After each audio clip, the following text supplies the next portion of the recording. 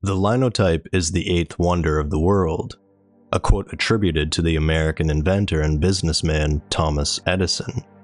So what exactly is the linotype, and how could it possibly be associated with this exposition, let alone be labeled as the eighth wonder of the world? This is a very special episode and one that hopes to honor a prolific engineering marvel while weaving it through our exposition series. So thank you for joining me as we explore the matrix and mass media manipulation of the Columbian Exposition of 1893. Let's begin.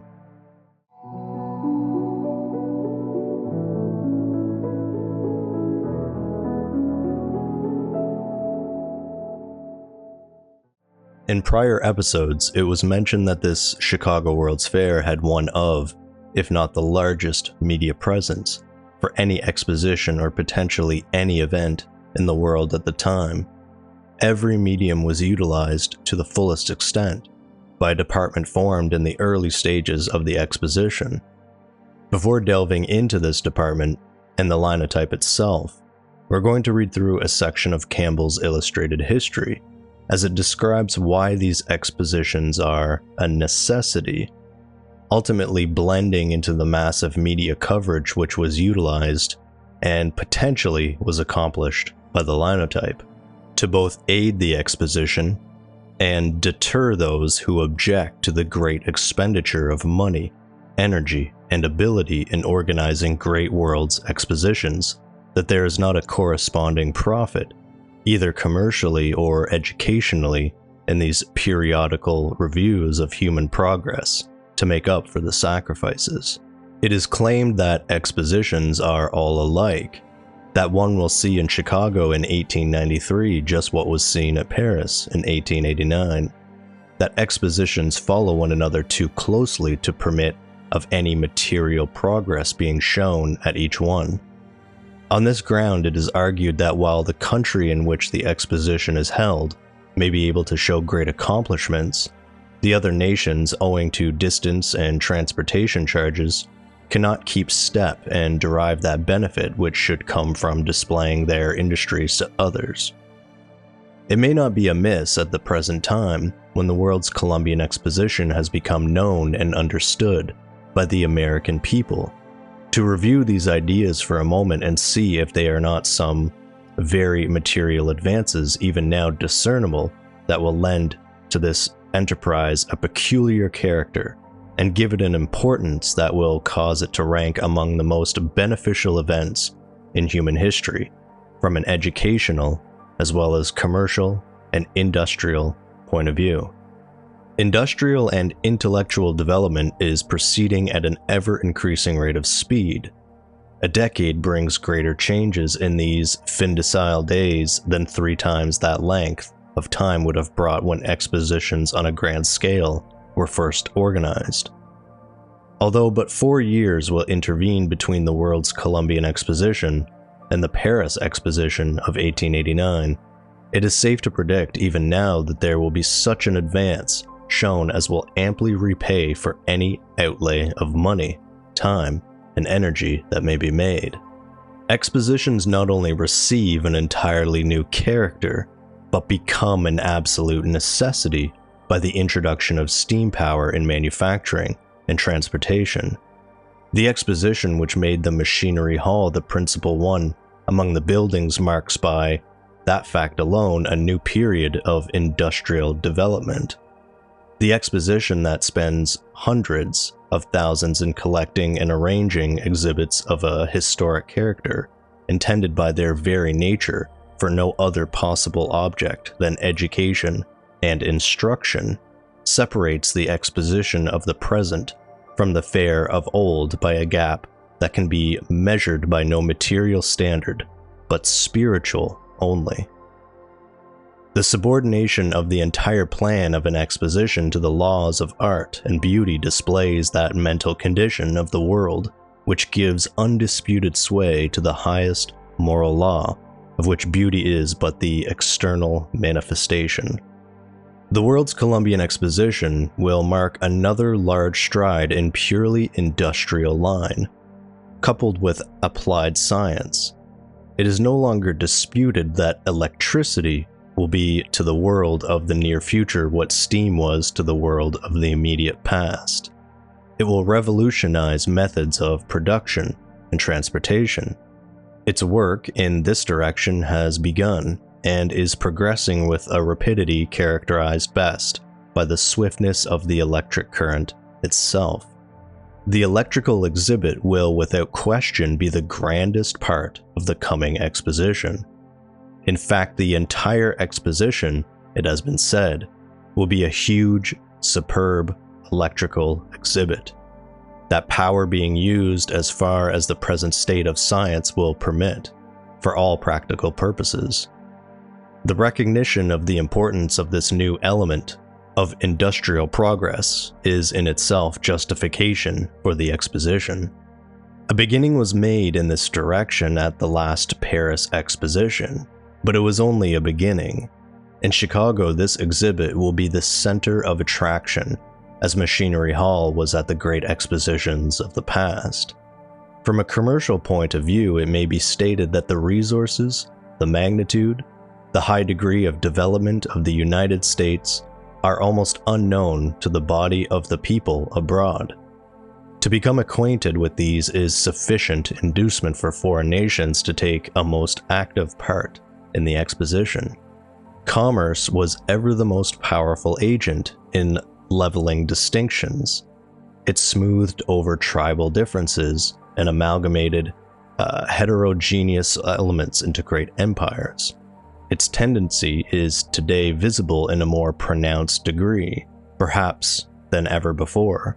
Commerce no longer remains national or confined to a continent or a small region of the earth. Steam and electricity have made it international, worldwide.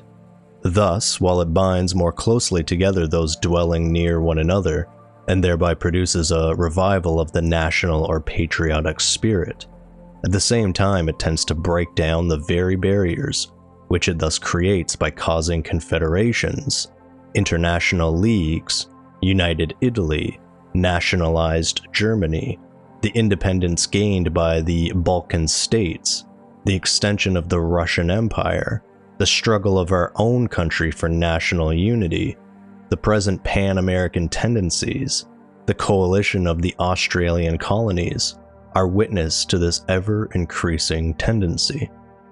A gigantic commercial league is forming in Central Europe, embracing Germany, Austria, and Italy, and destined to absorb Holland, Belgium, Denmark, Romania, Serbia, and perhaps the entire Balkan Peninsula. The commerce of this league is constantly growing. It cannot afford to remain away from our exposition. Its international trade would be threatened. They do not hesitate to confess this fact. There is going over the earth a mighty spirit, using the common interests of selfish man for the realization of the lofty ideal of the carpenter of Nazareth, the brotherhood of man. The United States prides itself on being the most advanced exponent of this doctrine, at least in the political field. It is fit that it should summon the nations of the earth together on its soil at such a time. Was it by accident that the managers of the world's Columbian Exposition departed from the rule and made the administration building the crowning architectural effort, as well as the center of the main group of buildings? Or did they clearly realize the lesson that this conveys to those who remain under a less advanced form of government, namely, that in a people that governs itself, government is nevertheless as strong as elsewhere, that it does not conceal its machinery, but dwells high in the love of the people? Thus will the architectural scheme of the exposition teach the lesson of true freedom, that freedom which is tempered by regard for the rights of the neighbor, which is the idea of the brotherhood of man. It is not to be supposed that the advisability of holding the exposition has been called into question at this late date. The historic event, which it is to commemorate, is ample ground, but it cannot be too often called to mind that this exposition is of rare importance, in so many other ways and in matters of such magnitude, as viewed from the standpoint of humanity, that it will leave all previous undertakings in this line far behind. So, the Columbian Exposition was not merely about the celebration or punctuation of an anniversary, as much as the unveiling of the revolutionary power source of electricity. For this novel element for industrial progress was its self-justification for the exposition. What about the section that describes commerce and its increasingly global scale, where barriers are both breaking down for trade, yet coalescing into larger coalitions of various countries and states?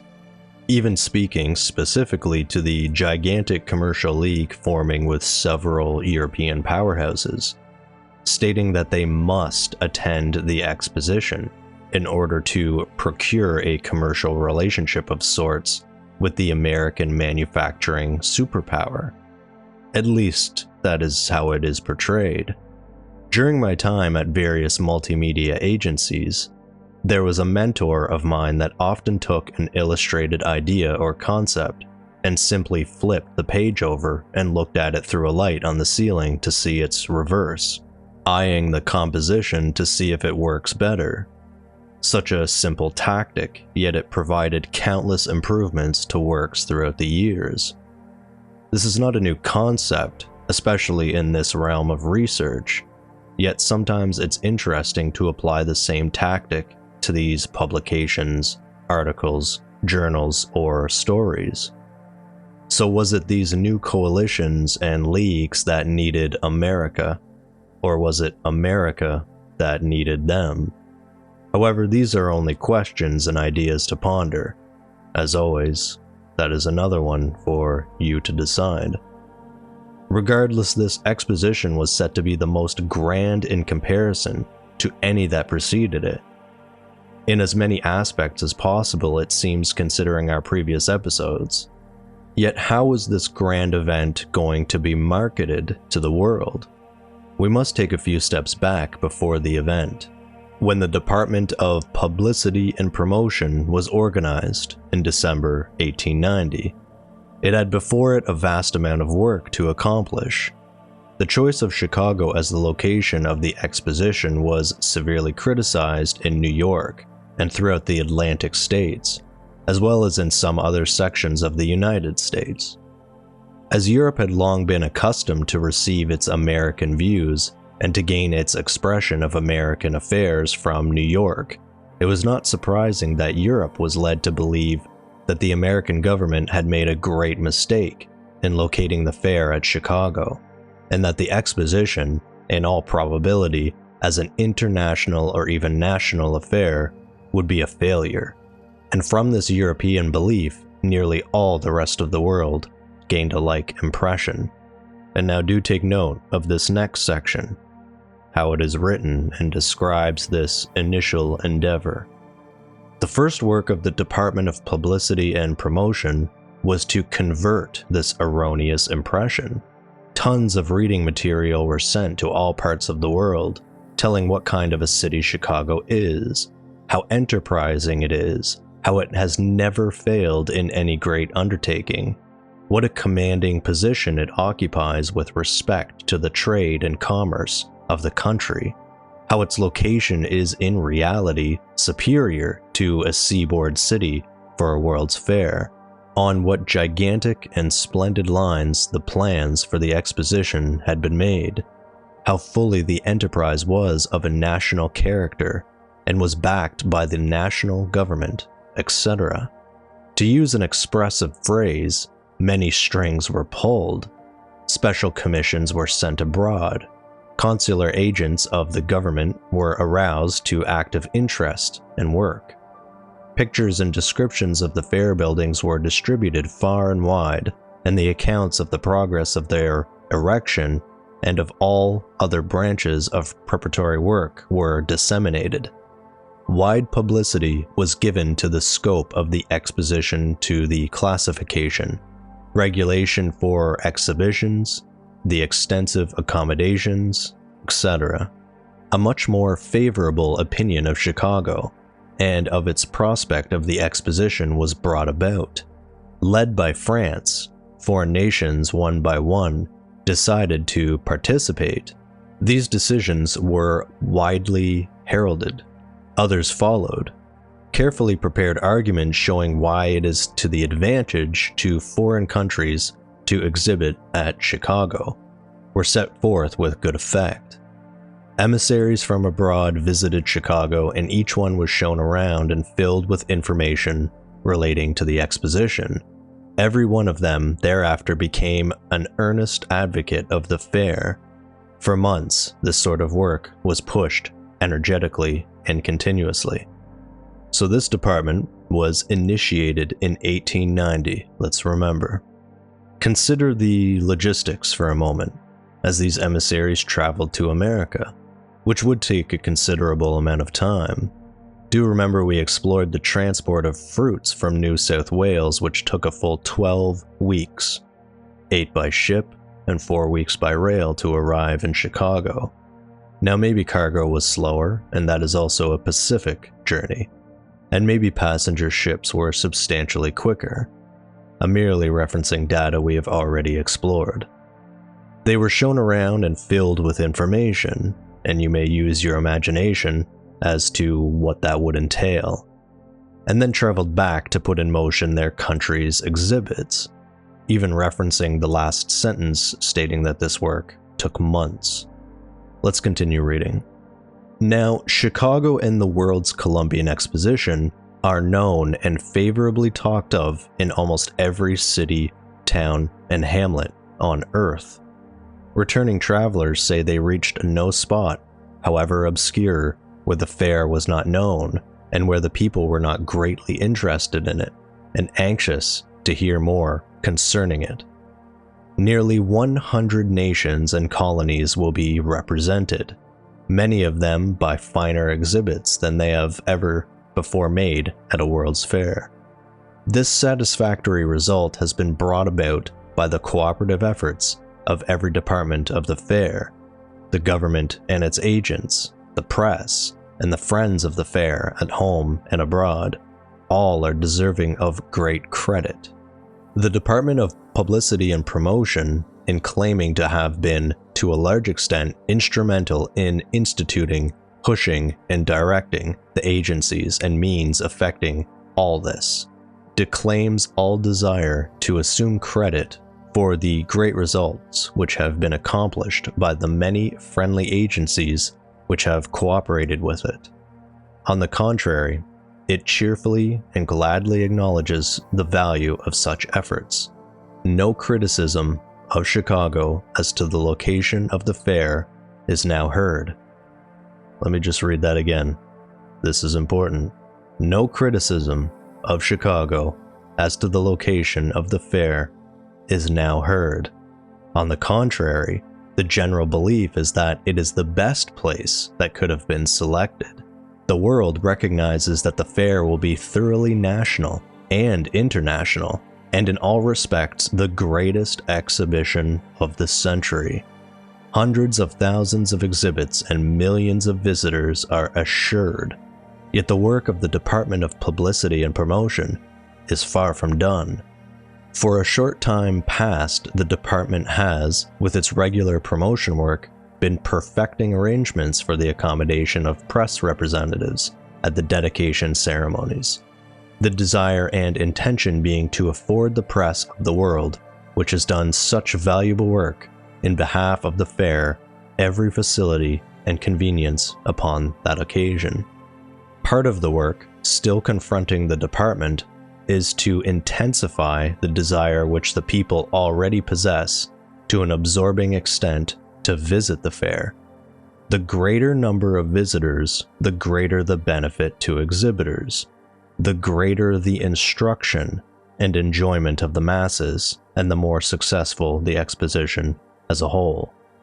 To accomplish this end, the department will send through the press of the world much descriptive matter concerning the more interesting exhibits and entertainments at the fair. Much too will be disseminated informing intending exhibitors how to best reach Chicago and the cost of the same, and in short all that is necessary or desirable for a person to know to make a satisfactory and enjoyable visit to Chicago and the fair. In addition to work of this description, the department is charged with the task of preparing the official guide to the exposition buildings and grounds, and the official catalog of the exhibits in the various departments. It is unnecessary to say that this is a task of the most arduous sort, requiring great care, exactness, and expedition. How well this work will be performed remains, of course, to be seen.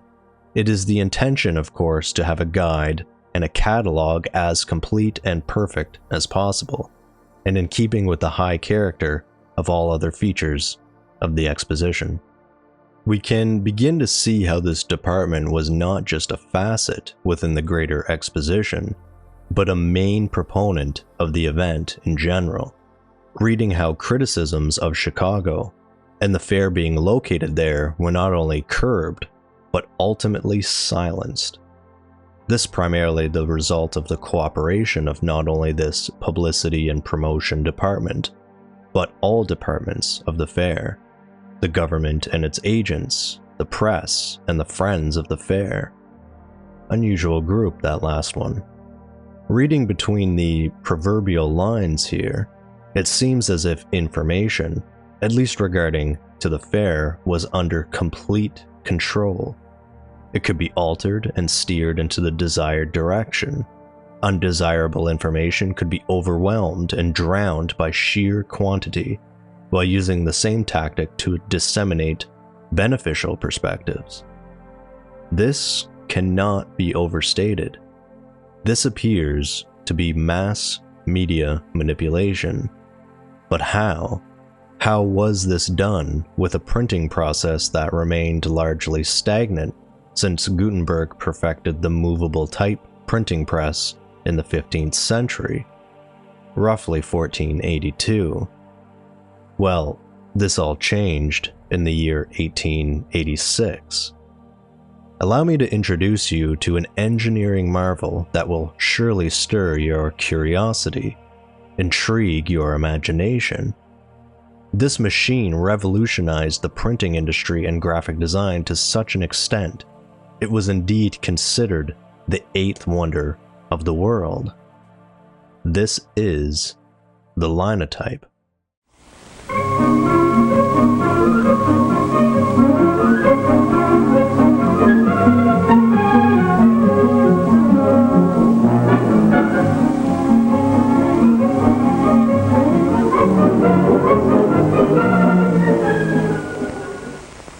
The need to read, which stirs the very souls of men, is more evident in the present era of progress than ever before. Publishers, bookstores, and newsstands pour out thousands of books, magazines, and newspapers every day to inform, instruct, and amuse. The greater part of these printed materials are made possible by various types of mechanical typesetting. Machines which set type up in lines cast from molten metal, first introduced at the close of the last century, are now the most widely used.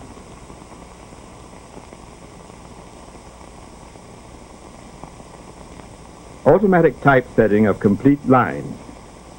These are the Intertype and Linotype machines, which are essentially the same, except only in the vast assortment of models designed to perform the particular needs of various types of special jobs. These composing machines produce typecast in complete lines or slugs. Here is a slug or line of type turned out by these machines. The lines of type, properly arranged, make up the page from which, after inking, the imprint or proof is made.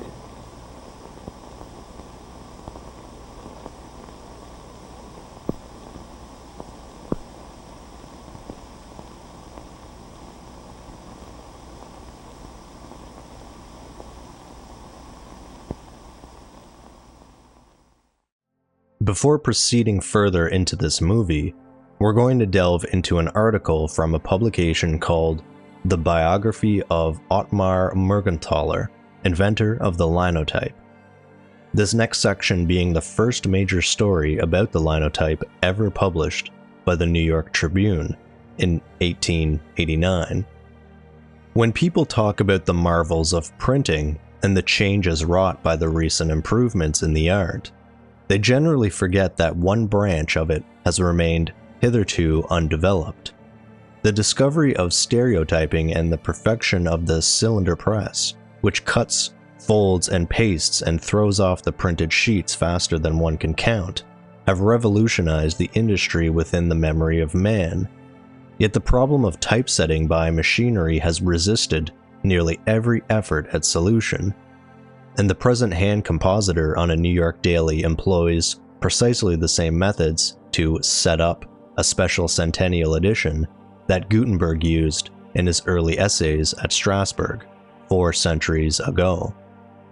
The New York Tribune, the first American newspaper to stereotype and the first to print from a hoe-perfecting press, is the first to announce a successful departure from this old and tedious system. The machine now does substantially all the composition of this paper. The old-fashioned frames and trays with their square compartments filled with dingy types have given place in its composing room to upright structures of brass and iron, overhung by a network of belts, long lines of shafting, huge metal pipes, and revolving wheels.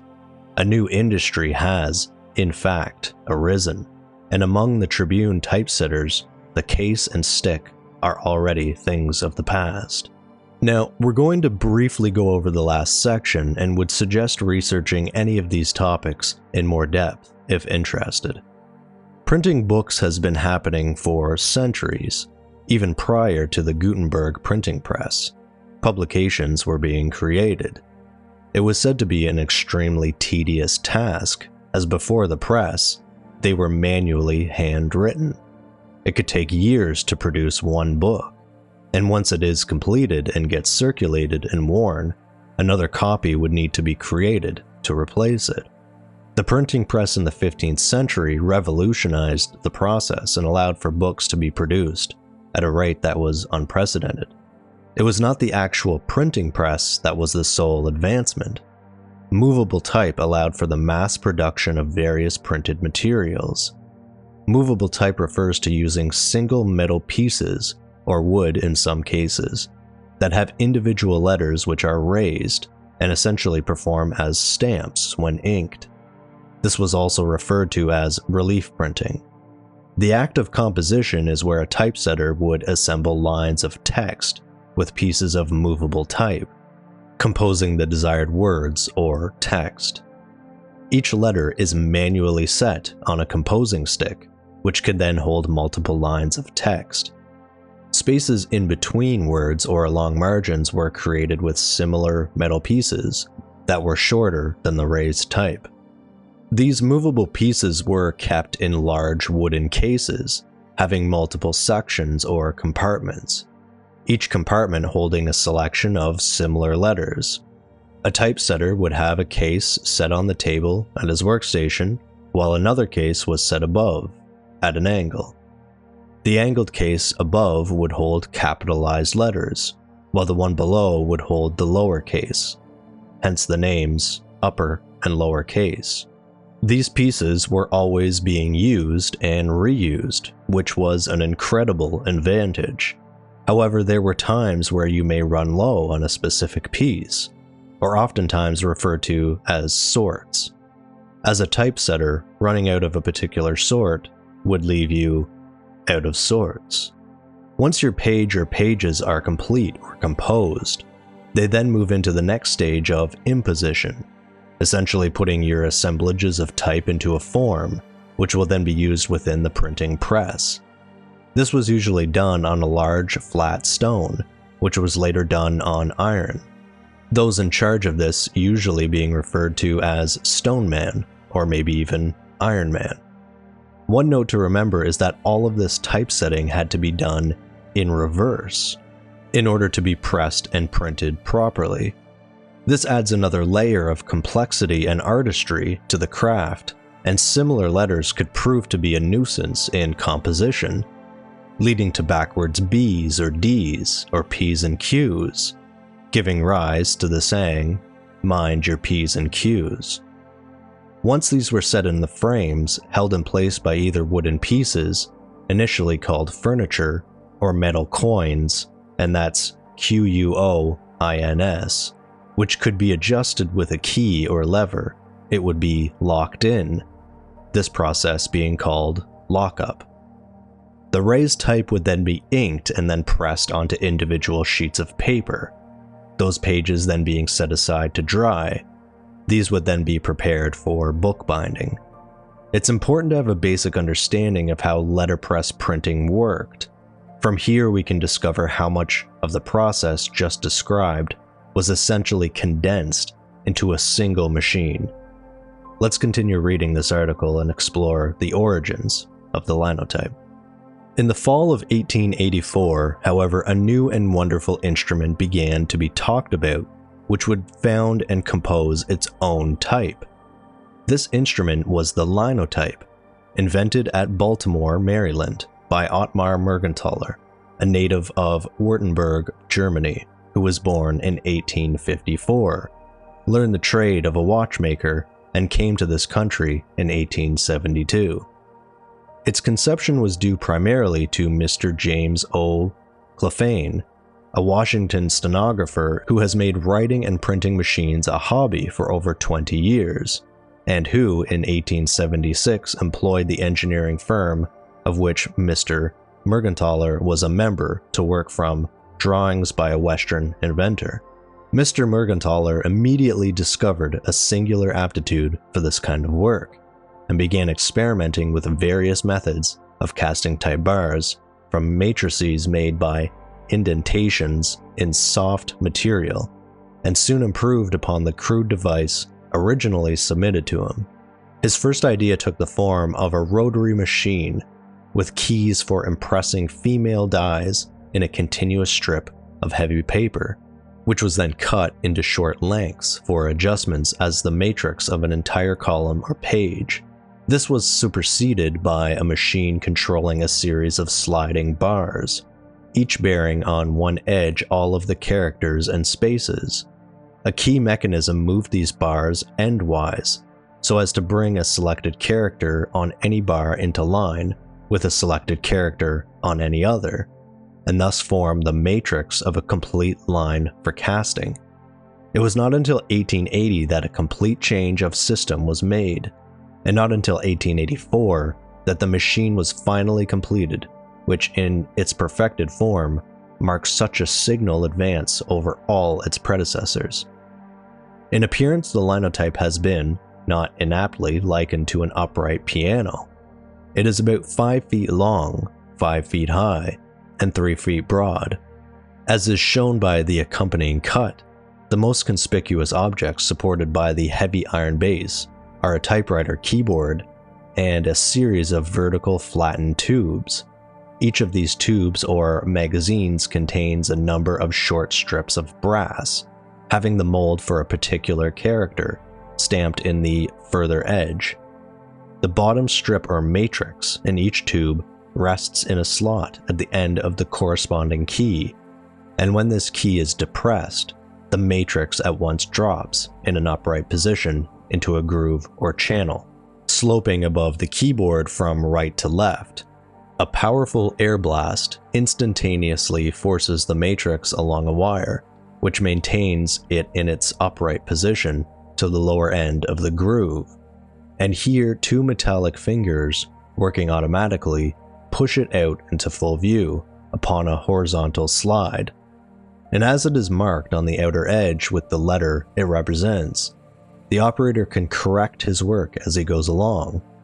When all the matrices of a word are assembled on the slide, a touch on a particular key brings down a long, thin wedge-shaped strip, or spaceband. The thicker end of this wedge hangs below the matrices, just over a metal plate, so that when the line is finished, the automatic raising of this plate will push the spacebands upward through the line until the different words are all equally divided, and thus the nice process of justification is accomplished at a single stroke.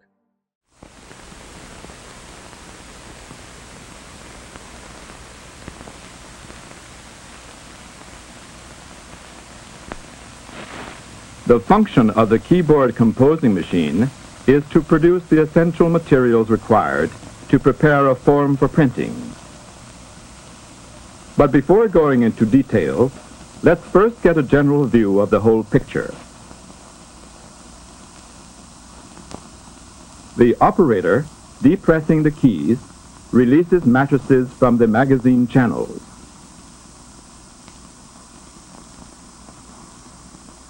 The matrices are delivered to the assembling elevator in the correct sequence.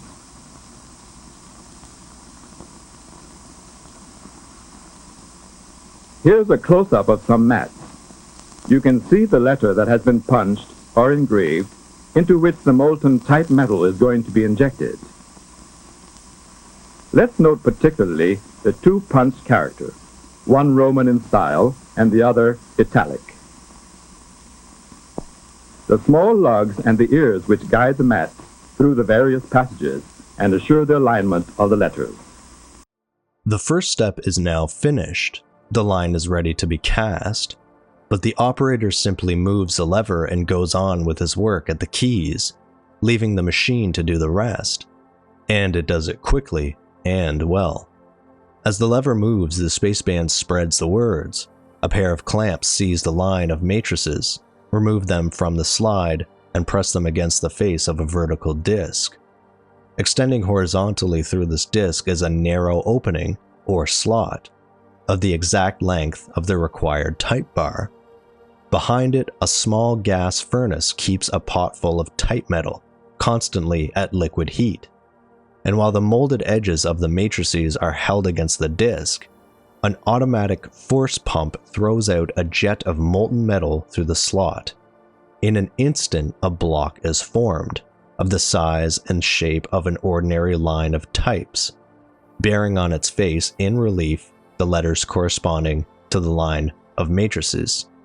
The disc then makes half a turn, the bar meets a pair of automatic knives which trim its square, and the next moment it is pushed out, solid but still warm, at the bottom of a galley standing on end against the machine at the operator's left.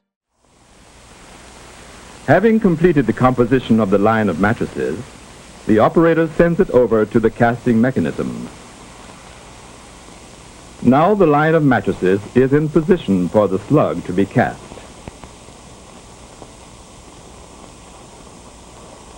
Against the opening of this mold, the mat will fit perfectly.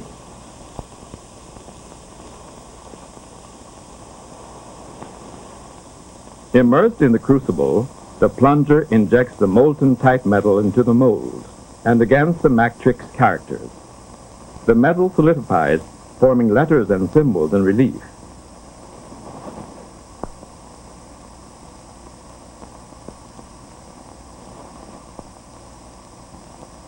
Then the slugs are carried into position to be ejected from the mold and stacked one after another as they are ejected.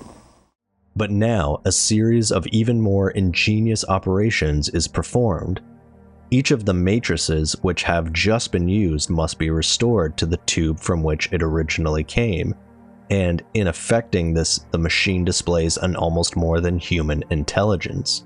An operator entrusted to perform such a task by hand would first pick out the different sorts, then carefully compare them with the tubes, and finally use dexterity in placing them where they belong.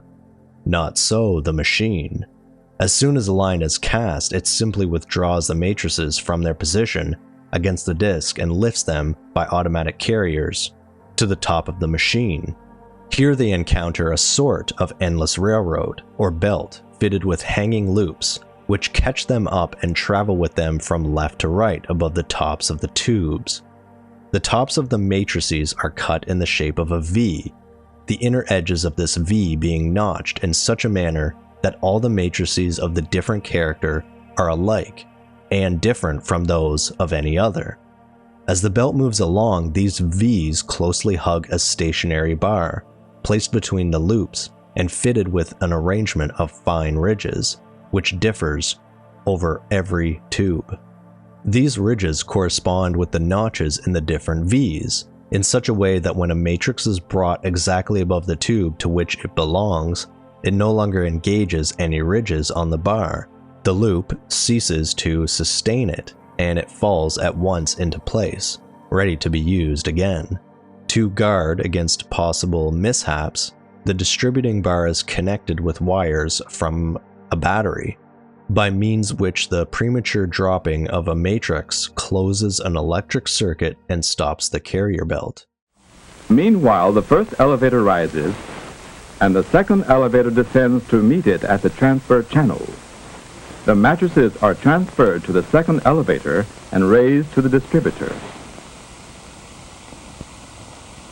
Here, lifted automatically, one at a time, they are returned to their respective channels in the magazine. These circulating mattresses will be used over and over as they are needed for composition.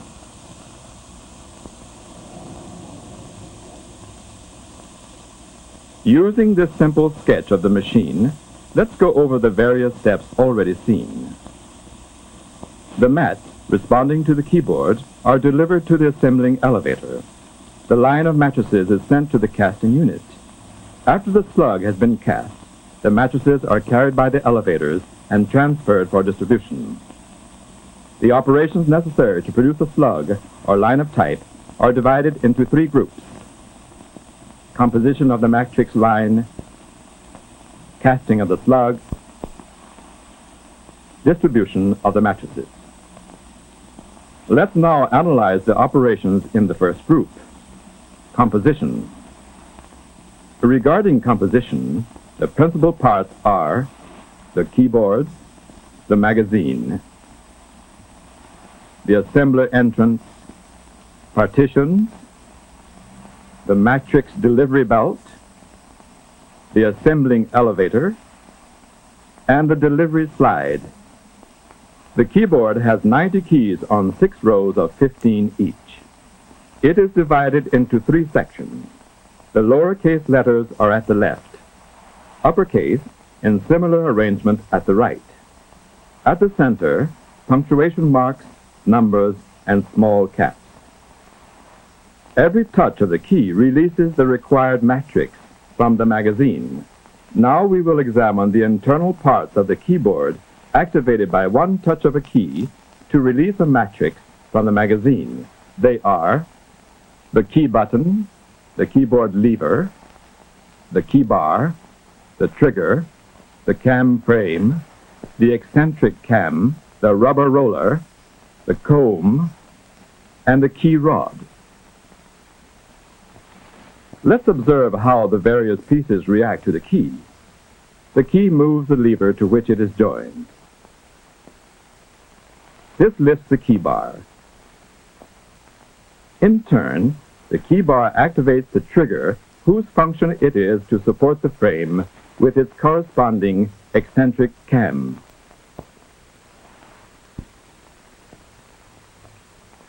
The motion of the trigger allows the frame to lower itself so that the cam revolves around the rubber roller, which rotates continuously.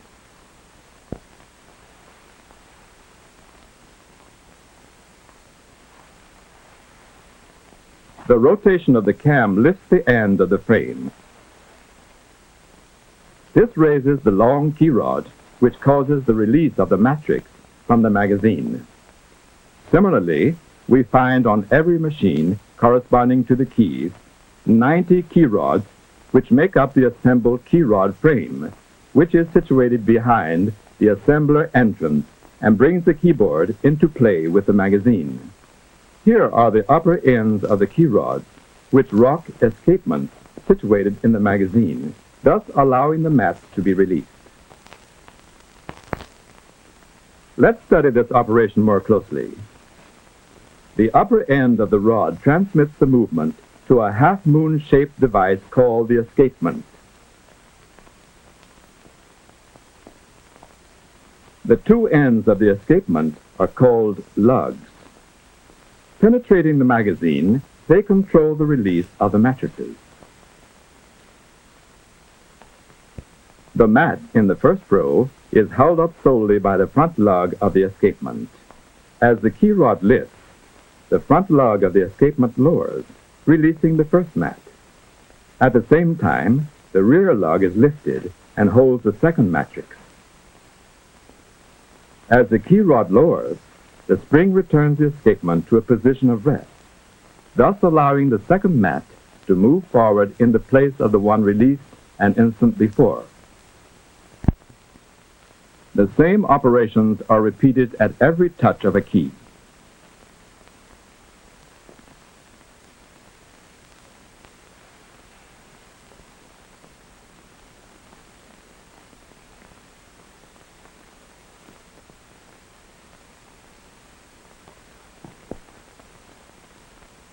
The mats that we see come out are arranged in the magazine situated at the upper part of the machine. It rests in a slanted position to facilitate the descent of the mats. It is substantially formed by two trapezoidal plates, one below and one above, which, as in our case, can be made of visilite. On the inside of the magazine there are grooves called channels, which support and guide the circulating matrices. The magazine has 90 channels, corresponding to the 90 keys on the keyboard. Every channel contains a maximum of 21 circulating mats, which are sufficient for the normal requirements of composition.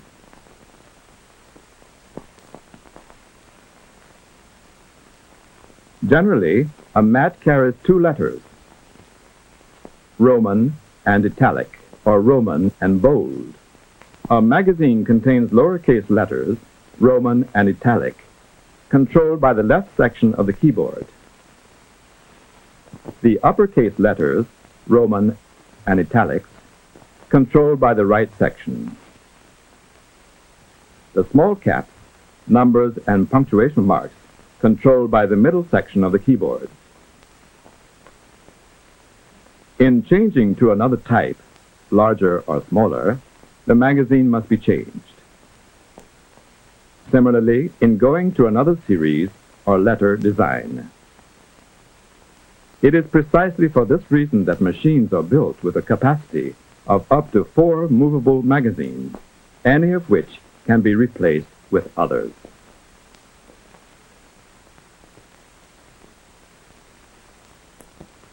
The pre-selected magazine is brought into working position with the escapements aligned over the key rods.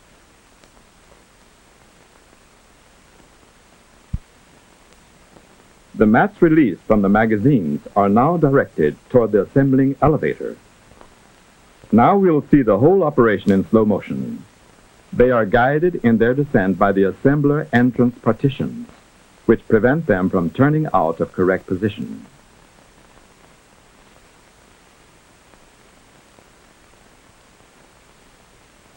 The mats fall upon a delivery belt in constant motion, which carries them in correct sequence to the assembling elevator. It takes the same length of time for all matrices to reach the assembling elevator due to the design of the assembler entrance and matrix delivery belt. Before reaching the assembling elevator, the mats have to pass under a small spring blade called a chute plate, which cuts down its speed so that the rotating star wheel can turn it upright and move it forward against the others in the assembling elevator.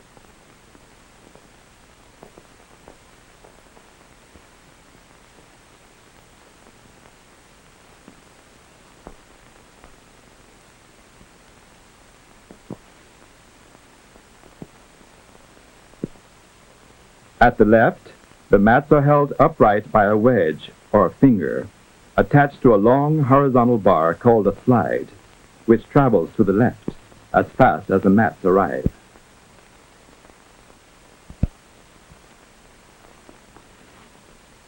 The assembling elevator consists of a front and a back plate. When fastened together, they form a channel in which the mats can assemble.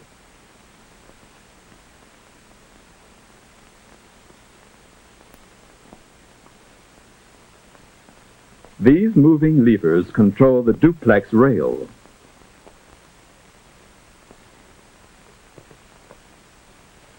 With this device, the mats can assume 2 positions in the assembling elevator. Mats in the first position, Roman, rests on the fixed lower rail. Mats in the second position, italic or boldface, rests on the movable duplex rail. Hence, each mat can present independently to the mold's opening either one of the two characters. Here is a line of mattresses which illustrates this principle. For greater convenience, the upper part of the assembling elevator is equipped with a hinged gate.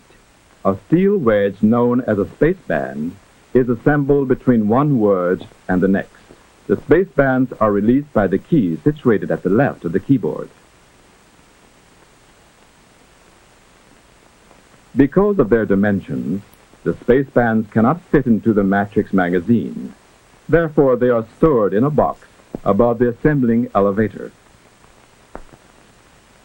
The parts for releasing the spaceband are similar to those which release the mattresses from the magazine.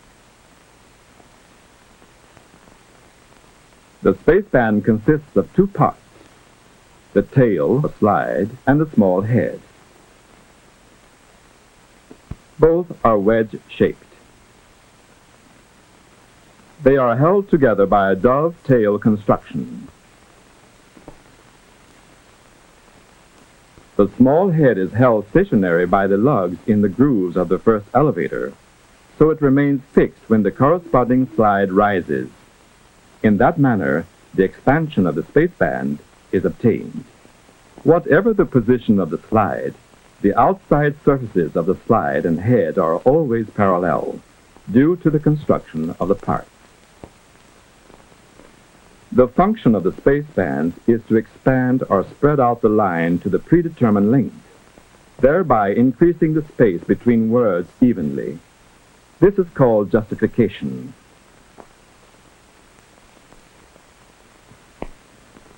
Having completed the line and checked that the number of spacebands is sufficient for the amount of expansion needed, the operator can send it to be cast. The transfer is carried out by the delivery slide, constantly held under tension by a spring, and held in place by a small lever which will be released by the raised assembling elevator. The delivery slide consists of a short fixed finger and a long moving one. They receive the line and carry it through the transfer channel to the first elevator. At this point, we end the operations of the first group and take up the second, the casting. The capacity of the machine in the hands of a competent operator is from 3,000 to 5,000 Ms per hour, and 6 weeks are generally sufficient for a person of average intelligence to learn to attain this speed. Its other merits are obvious. It cannot pie, does not destroy or scatter type, involves no waste, and furnishes a constant supply of new characters. No foreman with experience of the two systems would hesitate for a moment to declare in its favor.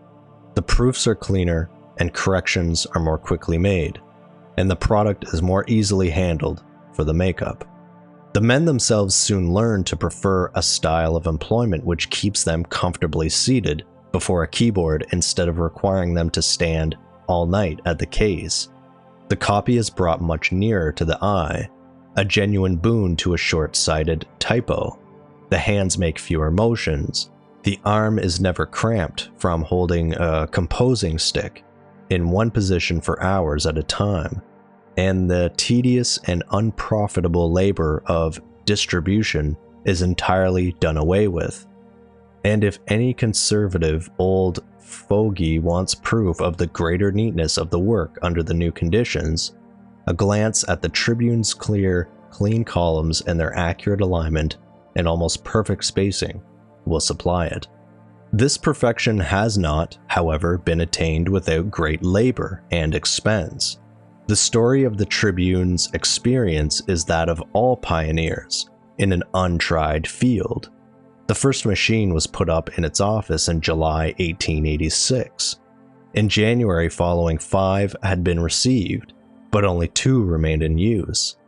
The first suffered so many breakages and was of such inferior make that it had to be taken down and rebuilt, while 2 others were rejected on account of defective parts. Actual operation discovered a multitude of defects, which had never before been dreamed of, and although no radical changes were made, it was found necessary to modify several details of the construction. Indeed, but for the Tribune's faith in the ultimate success of the machine, the experience of the first 12 months would have ensured its abandonment.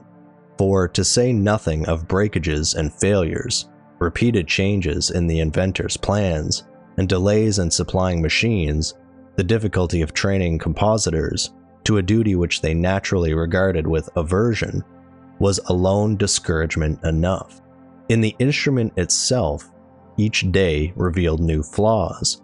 For a long time, no suitable metal could be procured for casting, nor its temperature satisfactorily controlled.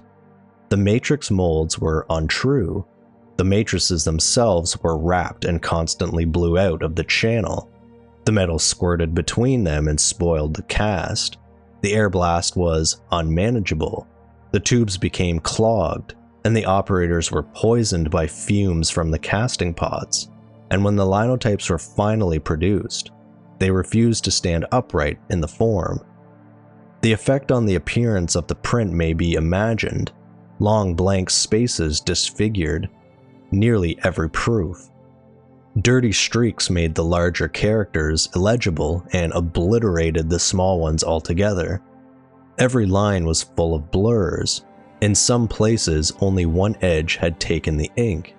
In others, the bars were upside down, and occasionally at the most interesting part of an article, a line would vanish altogether. Extraordinary pains were necessary to keep mistakes out of the paper, and even then angry letters came in from many indignant readers. His oddest friends protested against the strain on their eyes and nerves, and the men left at the cases ridiculed the whole contrivance and predicted its speedy consignment to the scrap heap. By the beginning of 1888, 14 machines had been received. Industry had removed some difficulties, and experience lessened others. Yet serious obstacles were still to be overcome. There was no ready mode of changing the measure. The headings had to be set by hand, and the use of italics abandoned altogether. And the simultaneous use of two styles of type made good results impossible.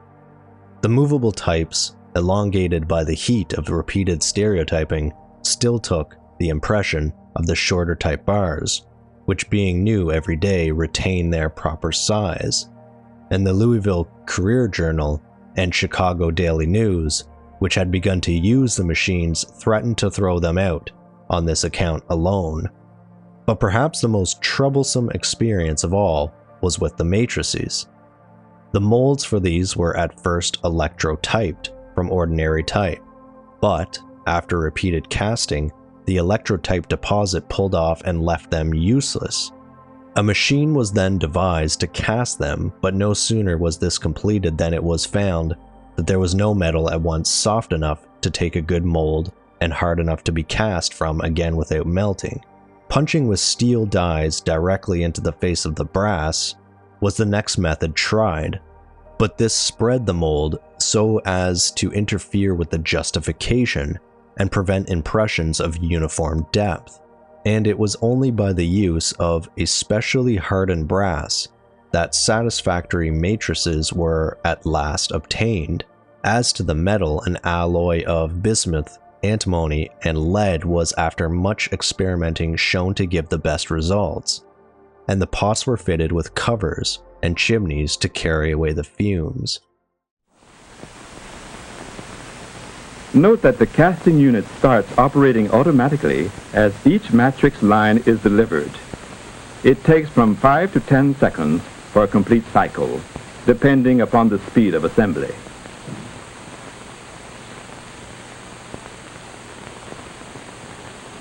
All the while, the operator continues to compose.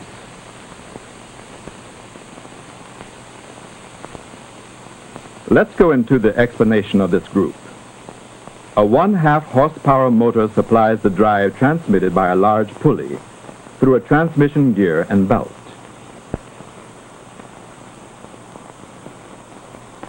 Many of the basic mechanical actions of the machine depend on the 10 large eccentric cams situated at the rear. With a series of springs, they make up a completely automatic setup. These eccentric cams are synchronized to rotate together, since they are all mounted on the same shaft. The cams begin to rotate as soon as the delivery slide carries the matrix line into the first elevator jaw. This releases a stop in the delivery cam at the rear of the machine. The two friction shoes of the driving clutch are then pressed against the inside of the driving pulley, thus causing the driving shaft to rotate the cams. At the opposite end, this shaft has a pinion that transmits the movement to the large driving gear on the cam shaft. The cams are thus made to rotate. Every complete turn of the cam shaft corresponds to the casting of a slug. Every eccentric cam has a specific function which it carries on during its cycle, quite independently of the others. To get an idea of how the cams work, let's observe the first of the series that controls the first elevator. The first cam, by means of the vertical lever, on a pivotal mount, and the long horizontal lever, which runs through the base of the machine, transmits the movement of the first elevator. Every turn of the cam corresponds to a determined movement of the elevator, as we see in the close-up combination. The cam makes the elevator descend to the vice cap and holds it in casting position. The cam next raises the first elevator to the intermediate channel for the transfer of the mess. Then the cam permits the elevator to return to normal position. Here are the other parts which, with the cams, make up the casting: the vice frame, the mold disc, and the metal pot. This is made of an outside casing or jacket and provides thermoelectric insulation to the crucible that contains the molten type metal. Between the casing and the crucible, there is a cavity stuffed with asbestos. The plunger is in the well of the crucible, at the front of which there is a mouthpiece. When the plunger descends, it drives molten metal into the mold against the matrix line, thus casting a slug with the letters in relief. The type metal solidifies almost instantly. Then the plunger rises again to normal position and sucks molten metal into the well to replace what was used up in the previous casting. Automatic feeding regulates the descent of the metal pig to maintain a constant level of the molten metal in the pot. This metal is a triple alloy composed of lead, 85%, antimony, 11%, tin, 4%. The temperature for casting, approximately 285 degrees centigrade, is kept constant by a thermostat. The metal pot is always kept heated so that it is ready to cast slugs each time the mouthpiece moves forward and locks against the back of the mold.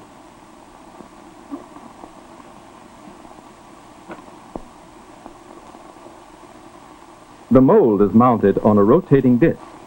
The disc has teeth which are geared to a pinion activated by two sections of gears, so that it rotates at intervals. Normally, the wheel carries 4 molds for casting.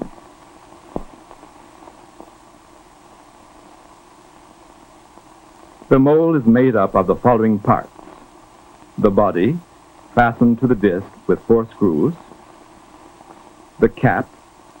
Between the body and the cap there are inserted, depending upon the production needs, the precision liners, constant length at the right and variable length at the left. The liners determine the length and the thickness of the slug. Therefore, the purpose of the mold, as the word shows, is to establish the dimensions of the lead slug, which may vary in length and in thickness. To avoid constantly changing the liners, there are usually 4 molds mounted on the disc. Naturally, Only one of these is pre-selected for a given job and must be in vertical position at the right. Behind this mold is situated the ejector, whose function it is to expel the slug at the right moment. To avoid overheating of the mold, in certain models, water is made to circulate on the inside of the disc, as we can see in this diagram, while in others, the same effect is obtained by air blower. In front of the mold disc, there is the vise frame that can be opened when necessary. Important parts of the vise are the first elevator, the vise jaws, the justification block, the knife block, and knives. The first elevator jaw is so arranged as to receive the line of mattresses from the delivery slide and to lower the line between the two vise jaws. The jaw at the right is fixed, while the one at the left is movable.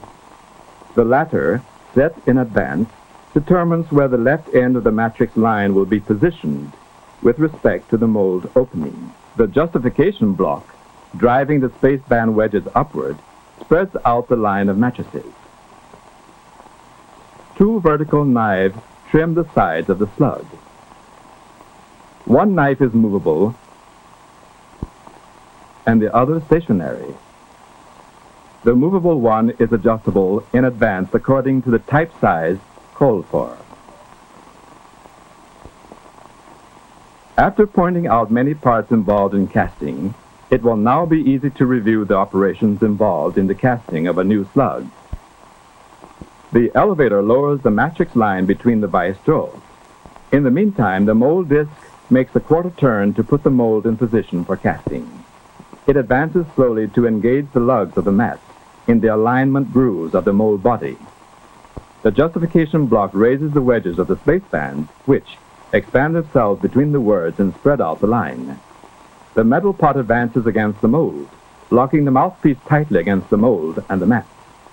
This is the instant in which the plunger injects the molten type metal into the mold under pressure, casting the slug with the letters in relief. The plunger rises, the pot and the disc retract. The justification block comes down. The mold disc starts its three-quarter turn, during which a knife, located behind the disc, trims the base of the slug, bringing it to exact printing height. Now the ejector blade forces the slug between the two vertical knives, which trim it on both sides. Then it falls into the galley. Immediately after casting, the first elevator carries the line of mats to the second elevator. Now, the casting operations completed, the distribution operation begins. But no improvements wrought much change in the appearance of the paper until it succeeded in training a competent force of operators, and was provided with its present outfit of 42 machines. Since then, it has been all that could be desired. Editorials, news dispatches, city articles, market reports, literary matter, and those little advertisements of the people which occupy a constantly increasing space in these pages are all composed by the Linotype machines, and only the stock and bond tables, the little court calendar, the heavily displayed type in the advertisements, and the large pica headlines give employment to the 4 men still at the case. For the small capitals, a machine is already built, and a clever operator turns out tabulated matter where no rules are involved, about 3 times as quickly as by manual composition. With only 28 to 34 machines, the number found equal to the demands of any night, excepting that of the large Sunday paper, the operators these employ, the machinists who keep them in order, the foremen and those at the case and makeup. The Tribune accomplishes what, under other conditions, would require the services of over 100 men, and nothing stronger can be said in favor of the machine than this.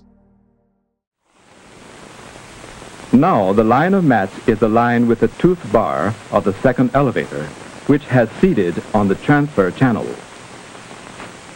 The transfer finger, moving the mats toward the right, forces them from the first to the second elevator.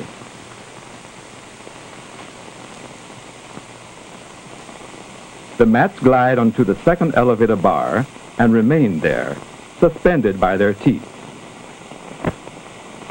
As soon as the transfer has been completed, the elevators return immediately to their normal position.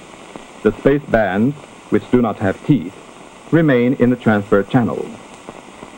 During the second closing of the transfer levers, the spaceband pawl engages the spacebands and returns them to the box.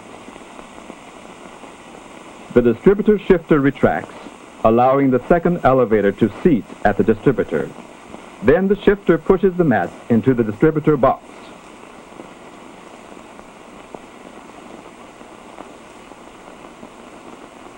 Here the mats are raised, one by the matrix lift.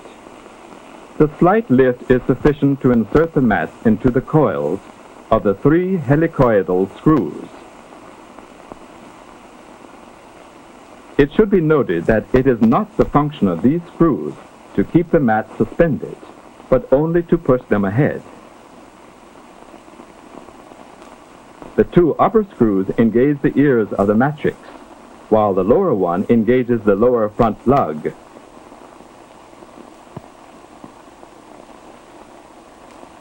To keep the mats suspended up to the moment of their release into the magazine is the function of the distributor on which they glide, suspended by their combination teeth. Every mat is therefore supported on the distributor bar by means of their teeth, as we can see here.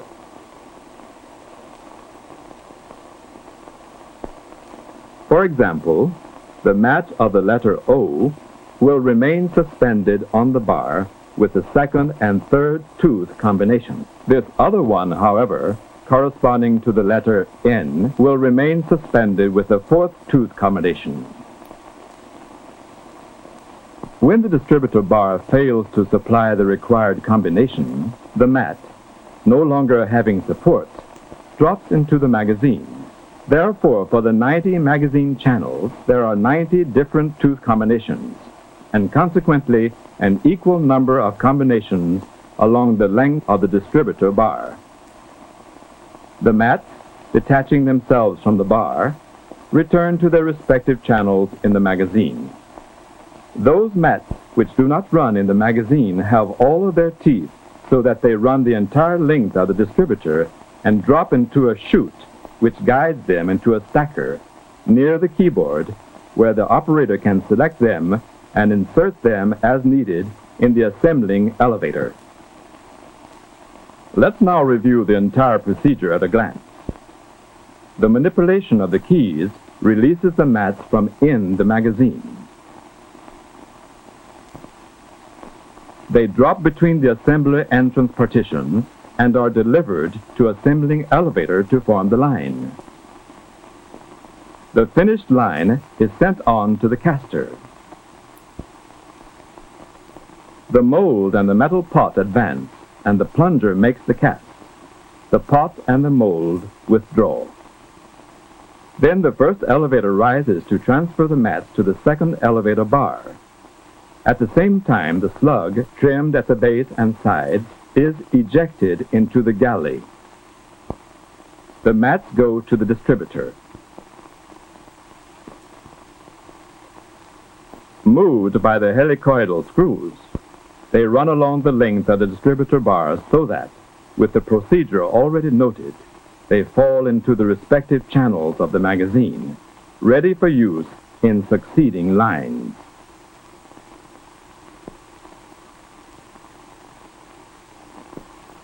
As in all industries, technical progress has achieved notable progress in mechanical composition. Here's a sensational one. This machine has been made completely automatic, so that it is not necessary to have an operator touch the keys. The keys are actuated by a tape, perforated in code.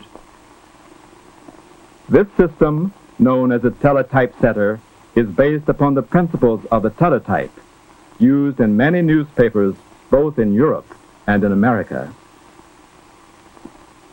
The ribbon is first perforated by a machine with the keyboard almost like that of a typewriter.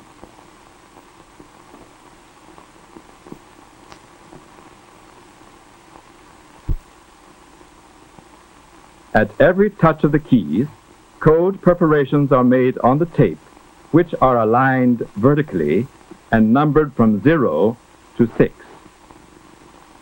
These two perforations correspond to the letter A. The letter B has 3 perforations. The letter C also has 3 perforations, but different in position. D has 2, E only 1. 3 perforations for the letter F, and so on, for all the other letters and symbols. The small central perforations serve only to move the ribbon forward. At the same time, the widths of the mats and spacebands are total on the scale on the quadrant. When the line is finished, the keys are hit for the return of the indicators. Thus perforated, the ribbon is applied to the so-called automatic operator situated at the right of the keyboard of the composing machine. The reading of the perforated tape is accomplished by the automatic operator, a true jewel of engineering, usually 6 small feelers in series with the perforations. It is interesting to observe how only the small feelers, which go through the perforations in the tape, transmit the movement to the keys of the composing machine, which translates the codes, without error, at a top speed of 20,000 letters an hour. Note that the raising of the assembling elevator is also automatic.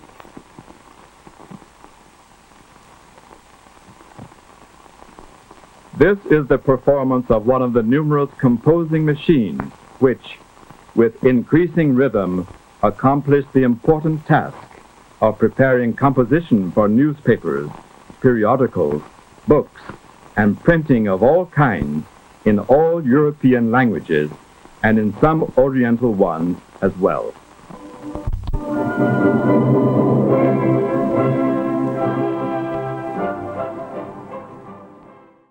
The Mergenthaler Printing Company, which was organized for the manufacture and introduction of these machines, has its office in room 76 of the Tribune building. L.G. Hine, a well-known Washington lawyer of long business and technical experience in its president and personality, and personally supervises the details of the construction. Mr. Mergenthaler, the inventor, is also retained by the company as consulting engineer. Its factory in Ryerson Street, Brooklyn, is admirably equipped for the rapid production of machines, and about 130 have been turned out up to date and supplied to newspapers in Louisville, Chicago, Washington, Philadelphia, and Providence. Connected with the factory is a job office where operators are trained and sent out from time to time to instruct beginners in offices ordering an outfit. Several novels and other publications have been set up for this job office to the entire satisfaction of all concerned. In bookwork, the advantages of the machine are indeed specially marked, since it produces with ordinary effort the superior quality of work, which involves extra care and therefore extra expense when done by hand. But its most striking achievements so far have been in the exacting field of the daily newspaper. It has added to the wonderful mechanical resources which make possible the production every few hours of huge broadsides and big editions. It promises to do for the composing room what Frederick Koenig's steam press and Robert Hoe's cylinders have done for the press room, and an enterprising editor can as well afford to neglect it as to neglect those valuable devices for the successful duplication of the printed sheet. There is one minor section that has some relevance to the story of this machine at the end of the article. It reads as follows. On May 19, 1889, after almost a 3-year silence, the New York Tribune published this first story about the newspaper's use of the Linotype in its composing room. The delay seems due to the publisher Whitelaw Reid's reluctance to praise the inventor or his machine publicly. In Mergenthaler's Biography, the inventor claims that it was pressure from the Linotype company's new 1889 board of directors that forced publication of this mostly favorable story.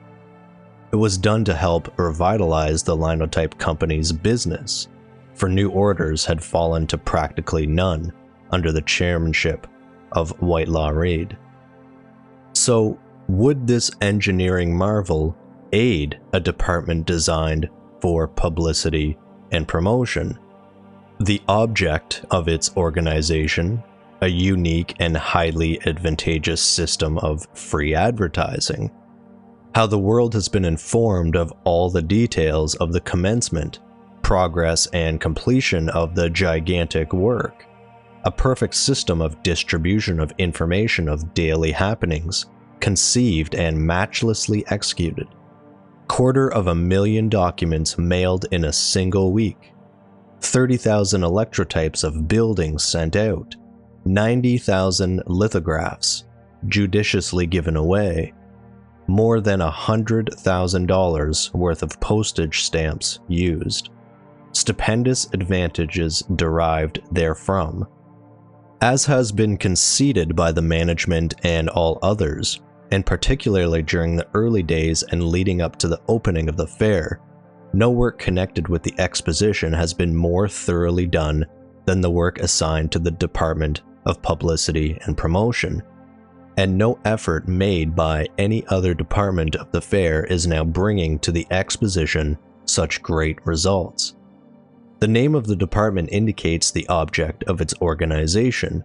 It was to advertise the fair, and Major Moses P. Handy, the department chief, has done this work so thoroughly that there is not a civilized section of organized society in the world that has not learned of the exposition and its purposes. Since the organization of the department in December 1890, there has been a constant and systematic effort to disseminate information concerning the fair, and every avenue for spreading knowledge that presented itself has been utilized. Realizing the importance of having it thoroughly understood by the people of this country, as well as the other nations of the globe, just what the fair was to accomplish, Director General Davis was quick in seeing that some educational steps must be taken, and he suggested the organization of the Department of Publicity and Promotion, an act that a practical newspaperman be placed in command. This idea received the approval of both the National Commission and the Chicago directors, and Major Handy was selected as the man to assume the responsible position. One thing that probably led Director General Davis to propose the organization of this department was the unfriendly attitude of a portion of the foreign press, and another no doubt that the portion of the press that was friendly might be supplied with accurate information regarding the process of the work. The next man in authority is J.P. Holland, the chief clerk in the department. He is also chief of the Bureau of Information. This bureau supplies the demand for printed information and has received as many as 1,000 letters daily. The editorial division is in charge of William M. Knox, an experienced newspaperman. He has the supervision of the preparation of all editorial matter sent out.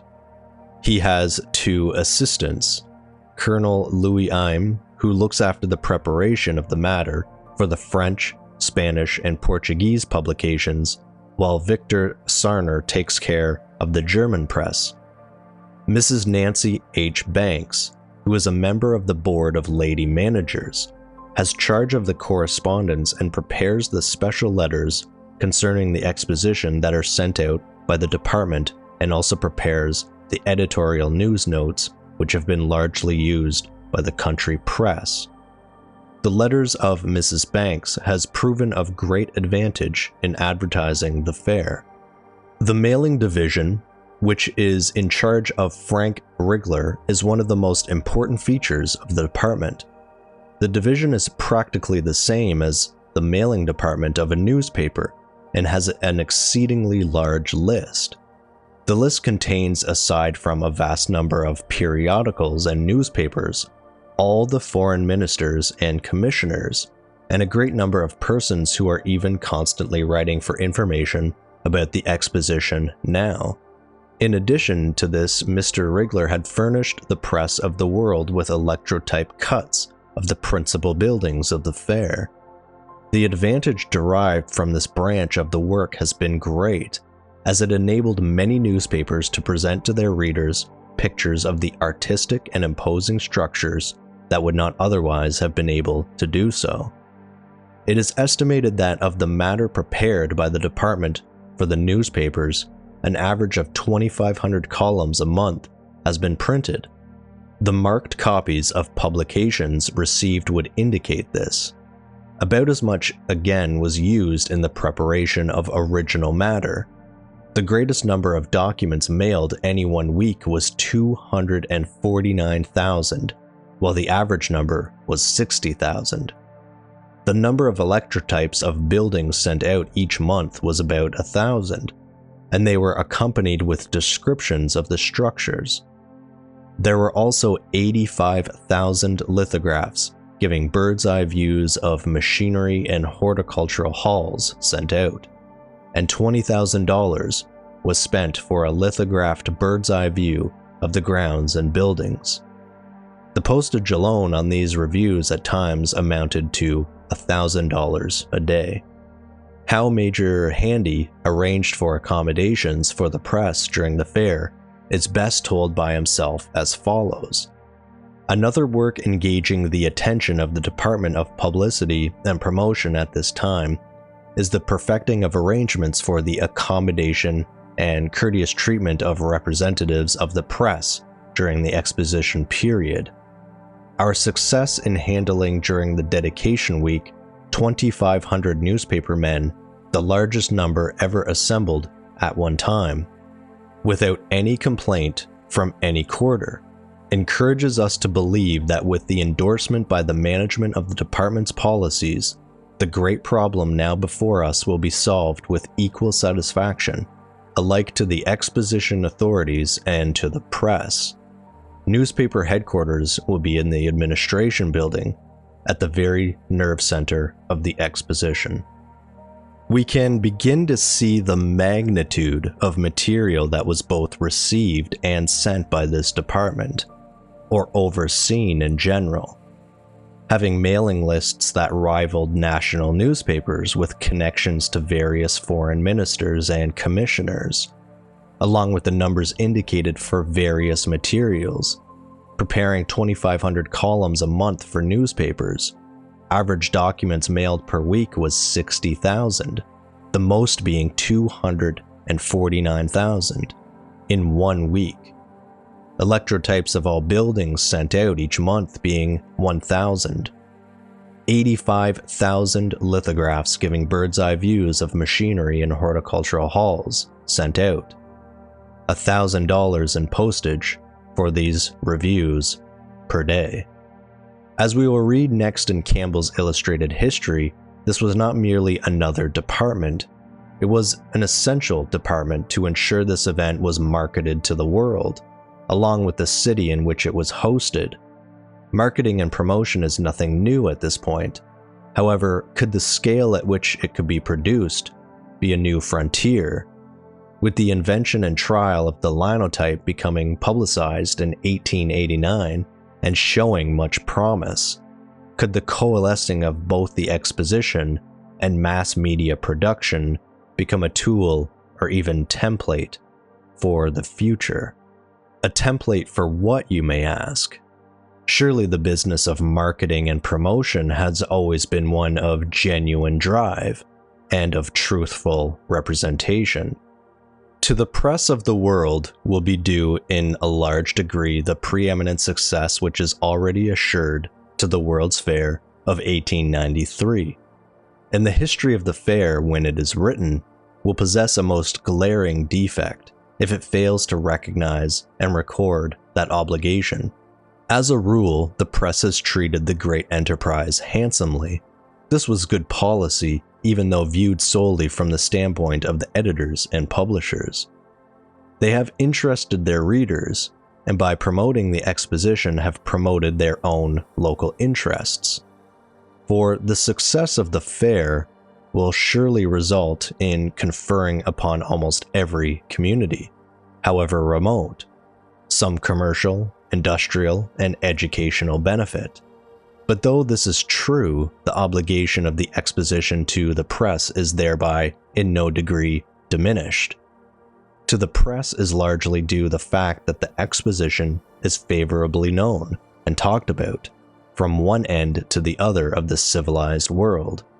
I do not believe anyone will dispute me when I say that the World's Fair has received more attention during the past year by both the press and the people of the world over than has any other one subject. Had the press ignored it or disparaged it, the masses would not be enthusiastic concerning it, as they now are. They would not be planning to visit it. Intending exhibitors would be numbered by hundreds instead of by thousands, as now. And to sum it all up, the fair, if held at all, would probably be local and a failure instead of international, and a magnificent success, which no one now doubts it will be. It has been the province and business of the Department of Publicity and Promotion to advertise the exposition, to bring it to the favorable attention of the world, and as far as possible to counteract hostility and correct misapprehensions concerning it. Comparatively, at least, the department must have proved a failure had it not been for the generous cooperation of the press.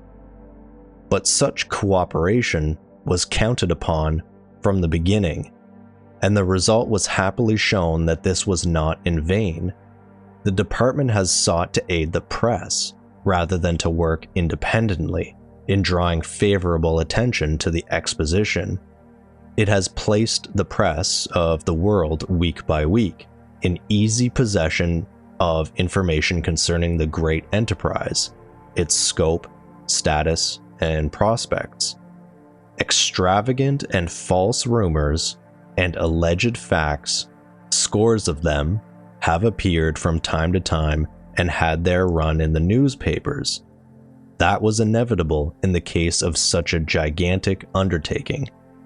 Doubtless others of like character will appear hereafter, but I venture to say that there would have been thousands instead of scores of these harmful reports, and that their effect would have been far more injurious had not the Department of Publicity and Promotion been in operation. Coming as it did from headquarters, the information sent out week by week in printed slips to the newspapers of this country and of foreign nations has been accepted by them as authentic and reliable, and has been given generous space in their columns. In the face of this flood of correct information, it would be impossible for false and injurious rumors to have any very extended circulations. Let's read between the lines of the last few paragraphs. We have an indication that there was some semblance of free flow information, stating that extravagant and false rumors and alleged facts, scores of them, have appeared from time to time and had their space in the newspapers. It was indeed inevitable with such a gigantic undertaking. Continuing that other like characters will appear hereafter. However, the author informs us that it would have been thousands of reports, or harmful reports rather, which would be injurious to the overall perception of this event, if not for the Department of Publicity and Promotion. The department combated these injurious reports with literal mass media publication, some of those numbers being represented in the previous book. The information being put forth from this department was considered genuine, authentic, and correct information, and the ability to flood this correct information, and that was the term used, flood. In the face of this flood of correct information, it would be impossible for false and injurious rumors to have any very extended circulation. The counter or alternative information is being portrayed as simply rumors, yet what this is appears to be the ultimate ability of information control. Has the foundation of this changed, even to this day, flooding the channels of media with a desired narrative to drown out the opposition, information waterboarding, repeating the information or lies until they are perceived as the truth? This appears to resemble mass media manipulation on a global scale, a power potentially unimaginable since the invention of the printing press in the 15th century. But that's another one for you to decide. Let's keep reading here. Another branch of the work of the department has been carried on, for the most part, necessarily independently of the press.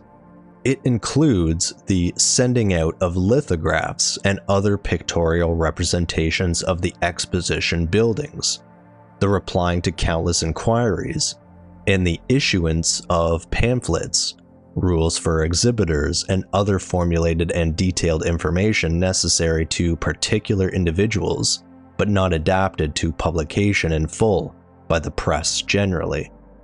The department has spent considerable money, but the amount is certainly insignificant in comparison with the benefit which has accrued to the exposition. Moreover, this expenditure is less by many thousands of dollars than the estimates of the Finance Committee. Not a few private concerns of far less magnitude have spent more money in the same time in advertising their business. It is not disputed that the expenditure of the department has been an excellent investment on the part of the exposition management, and I am confident that this fact will become more and more apparent as time hastens the opening of what will surely be the greatest and most successful World's Fair in history. Were I to recount in detail the work of the Department of Publicity and Promotion, I would have to write a sizable book. A few facts and figures must suffice.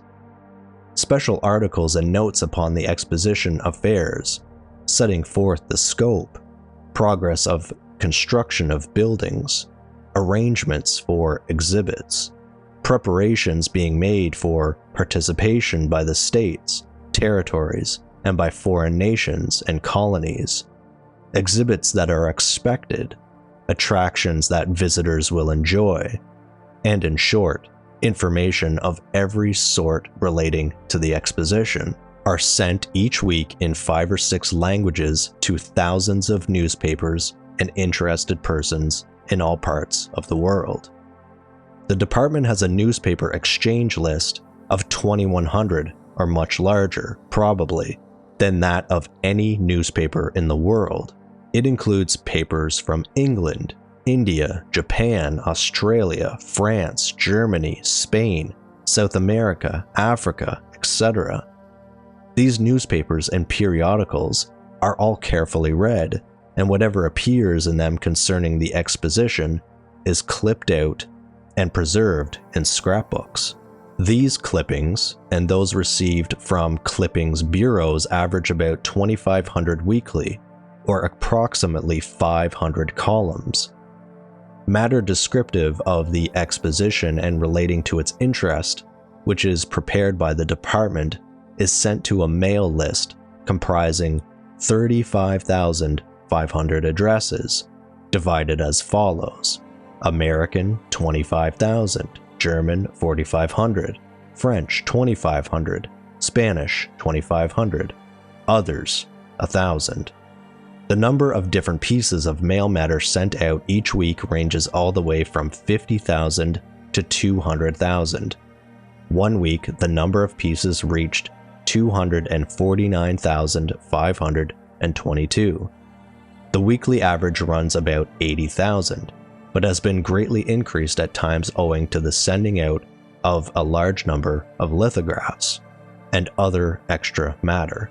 Scores of papers are received each week, many of them from foreign countries, which contain from 1 to 10 columns of matter relating to the exposition.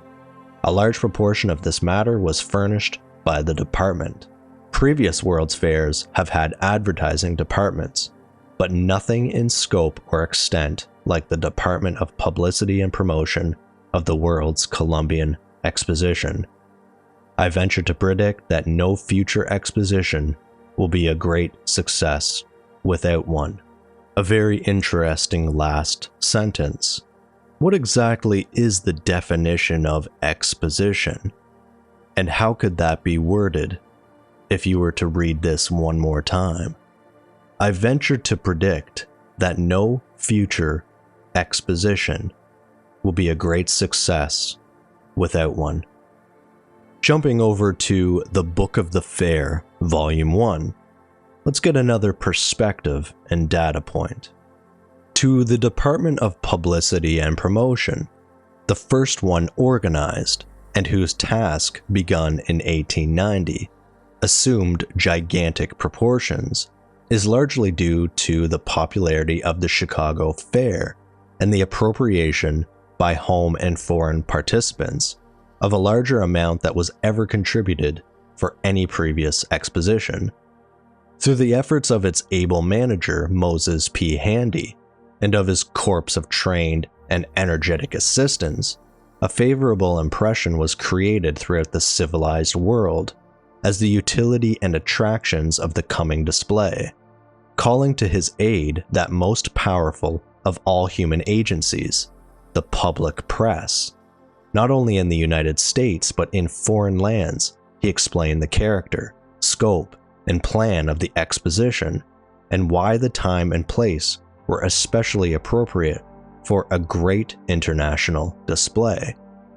These articles were translated into all the principal European languages, and in response, more than 2,000 newspapers and magazines not only forwarded copies regularly to the department, but devoted a liberal space in their columns to items and illustrations of the undertaking. Each week, some 23,000 letters, circulars, and pamphlets were mailed to the various states and territories, with 14,000 to at least 80 foreign nations and colonies.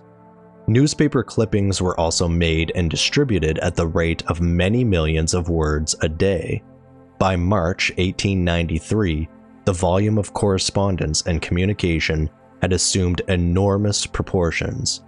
The mail matter of from 50 to 60,000 pieces, including more than 20,000 journals.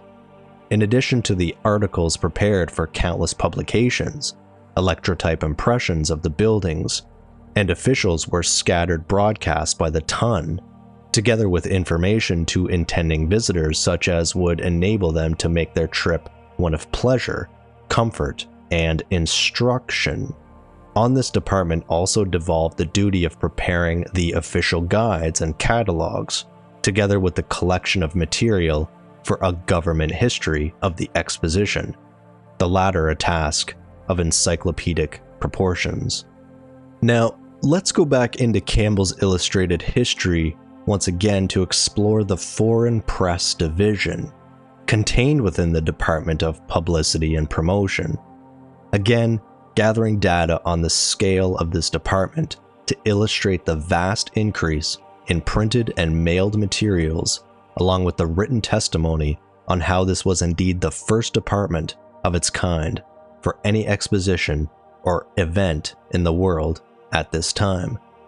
Consider the reach and the potential of this department while we read through this next section. Let's begin at the top. The Foreign Press Division is at present organized as follows: German section, in charge of Mr. Sarner; Foreign Press section, the writer, Foreign Exchange editor, Mr. M. Milano, a native of the United States of Columbia, well known in Chicago as a professor in Spanish. The first work of the Foreign Press Division was the compilation of a mail list of newspapers in various languages, and the preparation of an advisory letter to the editors of these, announcing that at regular times they would receive printed forms of authentic, current World's Fair news in their respective languages. At the same time, lists were prepared of prominent exhibitors at preceding expositions, important manufacturers, and of individuals prominent in the arts, sciences, and industry throughout the world. Some idea may be gained of the work done by the division from the following facts and figures. In connection with the editorial work of the whole department, 4 or 5 mailing clerks were employed. All addresses on all matter were written by hand, and it was for a time the part of the duty of the foreign editors to address the few hundred letters at first sent out weekly. The foreign press newspaper and individual addresses now number over 15,000, and a force of 9 employees are busily engaged in the great mailing room sorting, folding, wrapping, and addressing exposition documents prepared in the department editorial rooms.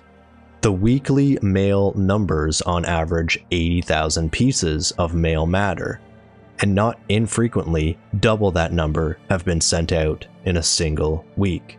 Since March 1891, nearly 100 forms of World's Fair notes in French, as many in German, nearly as many in Spanish, and 100 divided between Portuguese, Italian, Swedish, Danish, Dutch, etc. have been sent out. These documents run in length from 1,500 to 6,000 words each. In addition to these printed forms, a very large number of special articles have been prepared for selected journals and publications. These articles will average 4,000 words each. 13,000 lithographs have been distributed in like manner, and 1,000 papers and magazines have been supplied with electrotypes varying in number from 1 to 20. One of the principal means employed to increase the addresses on the mail lists was the following. Letters were sent to all United States ministers and consuls asking for the names and addresses of persons in their jurisdiction who might be interested in the exposition either as exhibitors or as visitors.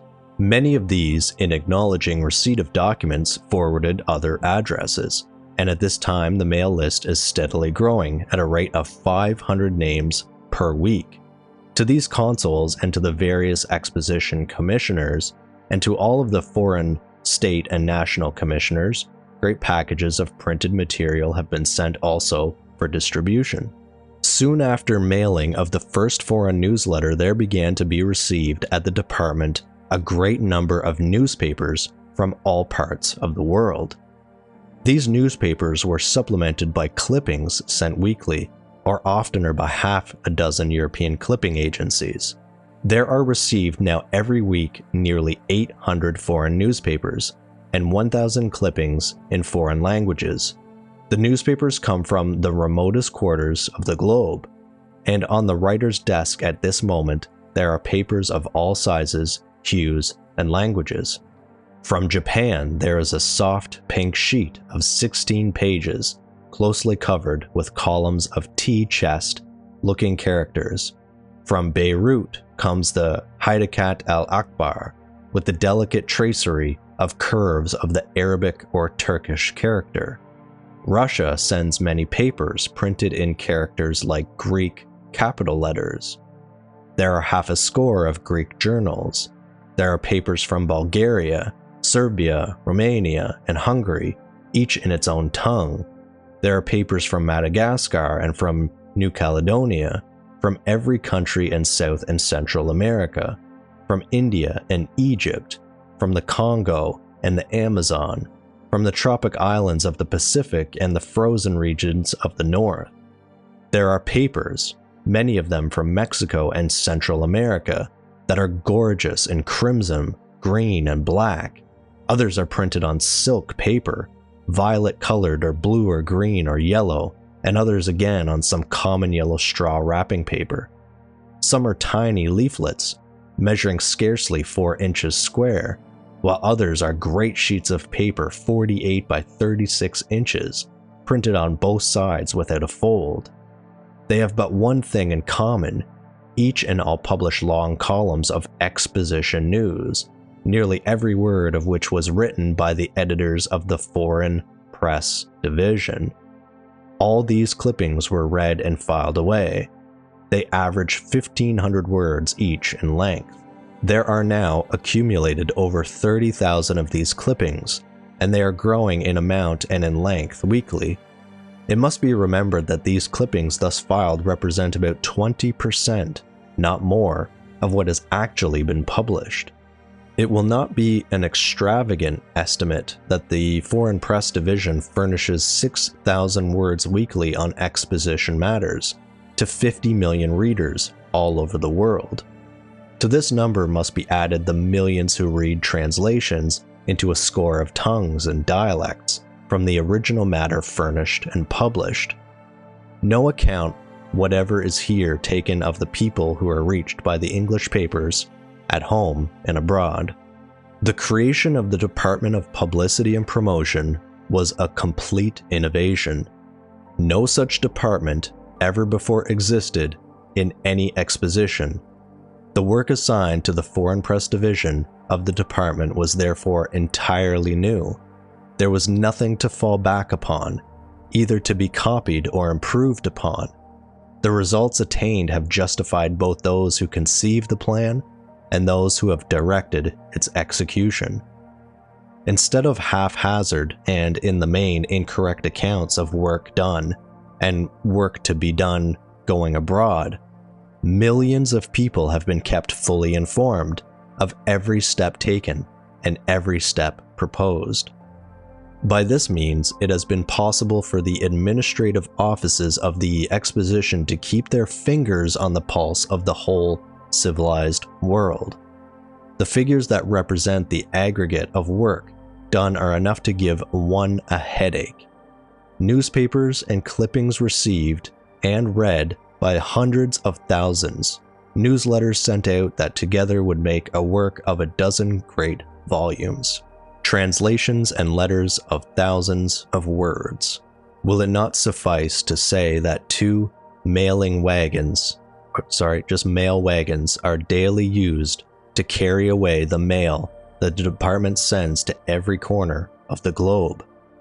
No other single factor perhaps will have had so much effect toward making the World's Columbian Exposition of 1893 at Chicago the magnificent success it is now universally conceded that it will be as the Foreign Division of the Department of Publicity and Promotion. Yet another example of the reach, volume, and potential influence that this department could wield. Stated several times that this was a novel department, one that has not been seen within an exposition setting before, the event itself being touted as a celebration of a new era while paying homage to a previous, all the various degrees in between, showcased on the tickets, for example. Articles exploring how electricity will be demonstrated on a scale not seen before and will be one of the main attractions, illuminating the buildings, the lagoons, the grounds, and visitors' imaginations of power potential. Where could civilization ascend to from here? Yet are these merely the facade, putting forth the amazing wonders, machinery, architecture, and overall grandeur to mask the true power that was being tested on a scale that had never been attempted. On display there was industrial machinery might, weaponry of war to end all war, and an electrical behemoth waiting to be unleashed. And despite all of these fantastic machinations of man, the power of the pen lay waiting in the weeds, waiting and weeding out the unnecessary information while promoting its own, grasping its own machine to further its ability with the eighth wonder of the world, the Linotype. As the power of the pen is one of stamina and endurance, and will eventually eclipse its weaponized counterparts. Even today we find ourselves in what seems like endless conflict of information, an information age, or an information war, with instantaneous contact and connection, many having the ability to produce it, a double-edged sword, indeed. We will read one final section within the biography of Ottmar Mergenthaler, inventor of the Linotype. As we read through these sections, do remember that everything discussed so far with the Linotype has no direct link to the Columbian Exposition, at least in this presentation. It was not referenced as a key piece of machinery that aided the Department of Publicity and Promotion. This was an attempt to answer one of the biggest questions surrounding the fair, mainly the information prowess that was on display and how it was accomplished. There may be those that state there is little to no information regarding this event, yet even from my minimal research into this topic, and the information echoed in this episode, this was one of the most well-documented events in the world at the time, in history.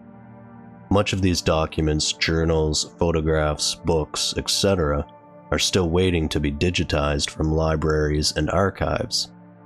That does not mean there are no threads to pull, exploring and trying to understand more about this event. There does seem to be mystery here.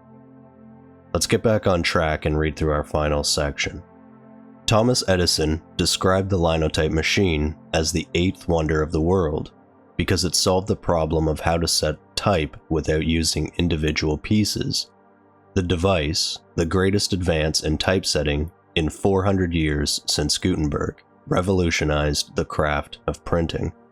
The success of the Linotype can perhaps be attributed to the persistence as well as the perspicacity of its inventor. As a young man, Mergenthaler was impressed by the slow, laborious methods used for type composition. He began to work on various designs for type composition machines that would improve the process, doing both the conceptual work and the actual drawings. Over a period of years, he developed several machines, but none solved the problem to his satisfaction. The solution came, as so many of the great breakthroughs do, as pure inspiration. While on a train bound for Washington, D.C., Mergenthaler realized that the answer was to combine the casting and composition processes into one machine. He enthusiastically pursued this course, and on July 3, 1886, he showed the new machine to Whitelaw Reid, his chief financial backer. As he picked up a hot slug from the machine, Reid exclaimed, "Ottmar, you've done it. You've cast a line of type." The description fitted so aptly that Mergenthaler's breakthrough soon became known as the Linotype machine. Quickly adopted by major newspapers the world over, the Linotype machine ushered in an era of high-speed, low-cost, and high-quality composition of every kind. Soon afterwards, more and more typefaces were made available for the Linotype system. These designs were made not only for the English and European left-to-right reading languages, but also for the reading systems that read right to left. The well-engineered Linotype was easily adapted to accommodate these languages. The result was a new degree of freedom worldwide in the creation of everything from newspapers to books of every kind, from advertisements to a wide range of literature that suited the needs of modern and growing businesses. For his creation of the Linotype, Ottmar Mergenthaler has been justly recognized as one of the 19th century's great inventors. Yet few people realize just what an impact this one man had.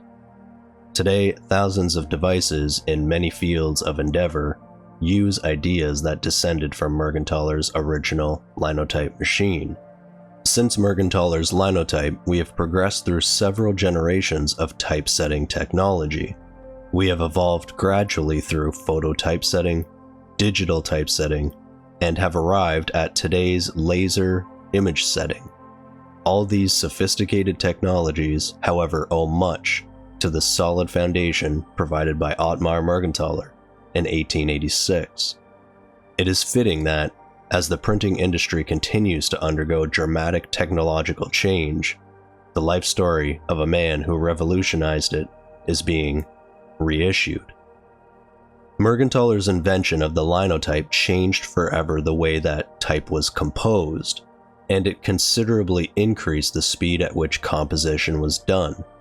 In the early 1890s, as the Linotype company was leasing and selling the new typesetting machine in printing shops throughout America, its installation helped bring about the near bankruptcy and consolidation of 23 hand-type foundries.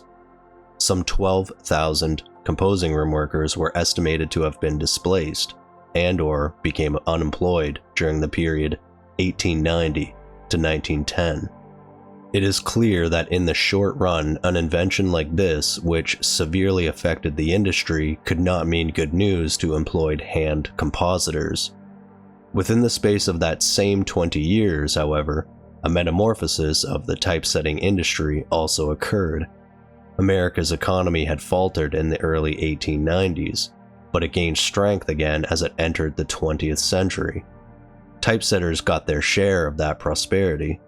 By 1910, more jobs, including thousands of positions for new and retrained linotype operators, had been created. The linotype's speedy diffusion of printed knowledge at low cost made possible more textbooks for schools, more books and magazines for libraries and bookstores, and bigger, more comprehensive newspapers. With the easier availability of linotype printed materials in many languages, literacy increased throughout the world. Millionaire Andrew Carnegie was a steelworks employee who became a respected philanthropist in his later years. One of his gifts in the early 1900s was the creation of 2,800 free libraries in towns across America. While Carnegie's structures of stone, steel, and wood were being built, Mergenthaler's linotype was busy helping to fill these buildings with newly printed books.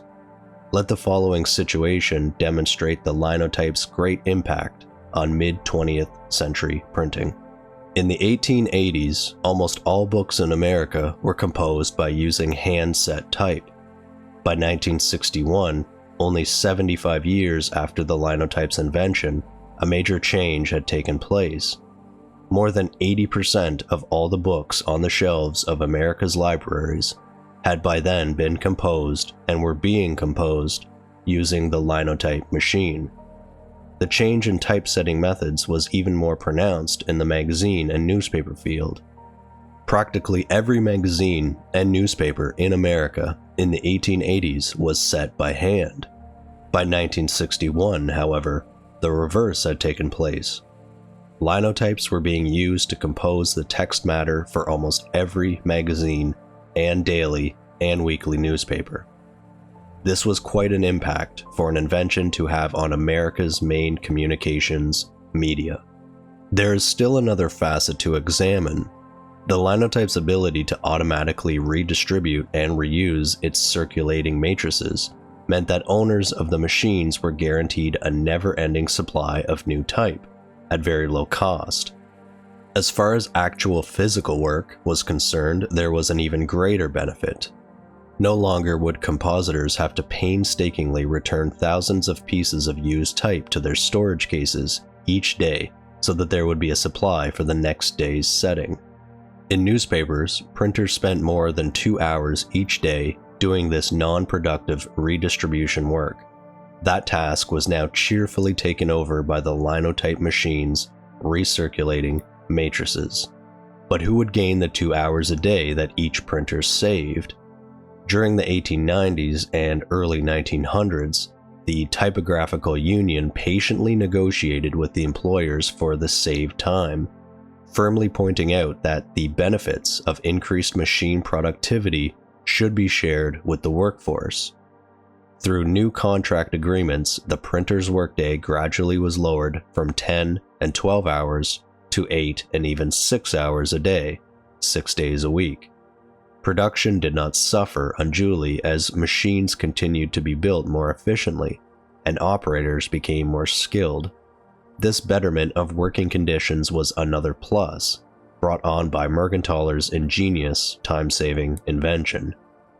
Mergenthaler's desire to improve his machine continued even after the company's officers forbade him to make any more changes. It reminds me of a rhymed saying my daughters learned at school that goes, "Good, better, best. Never let it rest, till your good is better and your better is best." And with that, if you are interested at all about learning more about the Linotype, there's a great documentary called Linotype, the Film, in Search of the Eighth Wonder of the World. It will expand on many topics discussed in this episode, and is essentially an homage or love letter to this incredible marvel of technology. It will be linked below. So, did the Linotype, the eighth wonder of the world, aid in the Columbian Exposition of 1893? Providing the Department of Publicity and Promotion a unique, untested, and ultimate power to control information surrounding this event? That's one for you to decide.